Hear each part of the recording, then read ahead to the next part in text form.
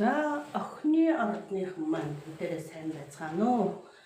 За 11 дугаар сарын тарих үзрийн энергийн уншлага 11 дугаар сард ямархуу төлөв байдалтай байх нь вэ гэд уншлага явуулах гэж байна. За жоохон ерөнхий төлөв байдал дээр жоохон ховж ив, за жижиг сажиг проблем, асуудал тэгээд өөрийгөө нэг ингэж илэрхийлэхээс ингээд өөрийгөө илэрхийлэхдээ санаа зовох хэрэггүй гэдэг байгаа байхгүй. Тэгэхээр та нэг юм өөрийгөө нэг бусдад илэрхийлдэг магадгүй тэр нь илүү нэг ажил төрлийн байдал дээр байгаад байна. За ажил төрөл нь болохоор 10 дугаар сар 11 дугаар сард та нэлээ ингээд нэг ачааллын ихийг ингэж үүрээд ажил дээр айгүй их ингээд хүмүүс ингээд нэг араар ингээд ховж жижиг сажиг юм гэж жив яриад байдаг. Яг та бодит байдал дээр болохоор ажлын ачааллыг айгүй их ачаал уурж ажилдаг хүн байгаа байхгүй. Ер нь баг ингээд хөвчлэн ганцаарчлан биедээ баг ингээд ажилтг нь та бусдын тэгээд нэг жоохон жиг гэдэг нэг ингээд араарч ярьж идэг хүмүүс байгаа юм шиг. Гэтэл энэ ажил төрлийн байдал дээр энэ хорвоо ертөнцөөс яг танд юу гэж байна вэ гэхээр таныг ингээд нэг ингэж их хөдөлмөрлөж бие дааж хамаг цагаа зарцуулж баг хувийн амьдралгүй болтлоо шахуу ажилдаа цагаа зарцуулаад ингээд байж байгааг байх чинь өөрөө таны яг нэг амьдралын явах зөв зам мөн үү гэж байгаа байхгүй юу? Таныг үнэлдэггүй, хүндэлдэггүй, хайрладаггүй, таны хөдөлмөр зүтгэлийг үнэлдэггүй газар та ингэтлээ хижээ зүтгэж ажиллаад та танд энэ хаалттай байгаа байхгүй юу? Тийм болохоор энэ тал дээр бас нэг жоохон анхаарч бодож үзээрэй гэдэг нэг тийм мессеж ирж байгаа. Тэгэд өөрийгөө хайрлаад та өөрөө хуваараа өөрөө айгүй тийм чадвартай тэртээ тэрнгүү ажлын хамгийн ихийг хийдэг хүн учраас та айгүй тийм чадварлаг хүн байгаад байгаа учраас жоохон ажлынхаа хийж байгаа ажил тал дээр жоохон нэг юм бодож үзээрэй гэж байгаа. За тэр нь тэгээд ингээл нэг юм араар нэг жив гээл яриад байдаг тэр хүмүүс та нэгсэндээ өөрийнхөө бодлыг илэрхийлэхээсээ битгий санаа зов гэж байгаа байхгүй юу? Таныг юу бодож санаж юу яаж байгаагаа илэрхийлэхгүй бол тэгэл нэг ховж ивний бай болчоод ингээд хамаг ажлыг хийж идэг хүн шиг. За нэг иймэрхүү мессеж орж ирж байна 11 дугаар сард ажил төрлийн хувьд. За эрүүл мэндийн хувьд тэгэхээр таныг жоохон релакс буюу нэгсэндээ жоохон амралт авах хэрэгтэй байна. Магадгүй ингээд нэг жоохон гэр орондоо тайван амар амгалан өөрөө нэг тайвшраад нэг суух цаг танд хэрэгтэй байгаад байна.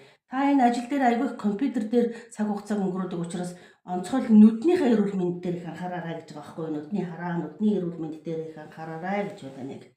За эрүүл мэндийн хувьд тийм байна. За хүн хоорондын харьцаан дээр болохоор та юу яаж юм? Ер нь яг таны нэг хүн хоорондын харьцаа ойр орчин чинь дандаа ажил төрлийн холбоотой хүмүүстэй. Тэгээд тэрэн дээр таныг нэг зүрх сэтгэлээ нээж яар гэдэг ахаад энэ давтан гарч ирж байгаа байхгүй юу? Хүн хоорондын харьцаан дээр. Энэ бол таны ажил, карьер, санхүүгийн холбогдлолтой мессеж. Зүрх сэтгэлээ нээж өөрийгөө илэрхийлж яриа. Тэгээд ойр орчныхон тийм таны санхүүгийн financial issues are factor in your love life right now.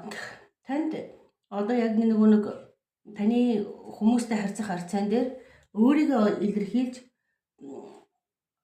илэрхийлэх нь ер нь их тийм чухал асуудал болоод байгаа юм. Та чимээг хөдөлмөрлөөд байдаг хүн байгаа байхгүй юу? Нэг ганцаараа тэгэл чимээг хөдөлмөрлөөд байдаг. За тэр чинь бас дахин гарч ирж байна. Тэгээ бусдад харьцах харьцаан дээр тэгэж нэг айхтар ач холбогдол өгөхгүйгээр зүгээр үг хэл бодохдоо тэгэж юу гэж хэлэх вэ? Яах вэ гэхийг бол дотроо айгүй их бодож тунгаадаг хүн байна. Зүгээр нэг айхтар их юм бодохгүйгээр өөрийнхөө бодож байгаа санаж байгааг ингээд чөлөөтэй илэрхийлээ гэдэг байгаа таныг.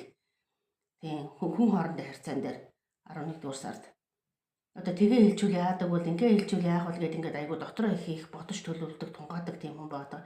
Та тиймээсээ болоод ардуур дандаа юм ховж юунд ингээд өртөд энэ хүнийг ингээд дуугаа өөрийгөө нэг илэрхийлдэг хүний чинь тэгээд хүмүүс буруугаар ойлгох магадлал бас байдаг учраас таныг нэг их юм гүнзгий юм бодлогоор хүмүүстэй чөлөөтэй харилцаад ингээд сэтгэл зүрхээ нээж харьцаа гэдэг. За хайр дурлалын харьцаан дээр болохоор магадгүй та soul mate буюу нэг амьдралынхаа хантай энэ насандаа учрах амьдралын хантайгаа учирсан байж болно 11 сард учрах байж болно. За тэгээд тэр хүнтэйгээ мэдээж ингээд юу гэх юм би махтай харьцаанд ч гол орох юм шиг байна. За тэгээд энэ харьцаа энэ soul mate-тэйгээ учирч байгаа энэ харьцаанд таны найз нөхдүүд айгүй их юм тусламж болно гэж байгаа байхгүй юу? Танд айгүй чухал тусламж гол үүргийг гүйцэтгэнэ. Та яриг ойр дотнд байх нөхцөлийг найз нөхдүүд чинь их холбож ингэж юу яаж өгөх юм байна. Үүргийг гүйцэтгэх юм байна. Магадгүй тэр учирсан хүн чинь таны soulmate байх магадлалтай. Soulmate гэдэг нь болохоор одоо учрах ёстой нэг юу гэвэл ёо ямар заяаны хань тийм заяаны хань монголчлоод хэлвэл заяаны хань энэ гадаадаар нь хэлвэл одоо ихэр дөлмөл гэж л ярьдаг юм шиг байгаа тийм. Тэгээ сүнсний нэг хамтрагч гэсэн үг шүү дээ. Ер нь soulmate гэдэг нь. За ийм уншлага боллоо. За охины урдныхондоо 11 дугаар сарда амжилттай байхыг хүсье.